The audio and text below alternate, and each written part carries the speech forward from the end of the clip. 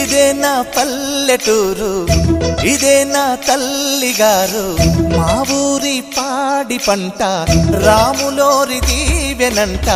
తల్లి గోదావరి నీళ్ళు కడిగ సీతమ్మ పాదాలు, ఊరంతా హాయ్ హాయ్ హాయ్, మనసంతా హాయ్ హాయ్ హాయ్.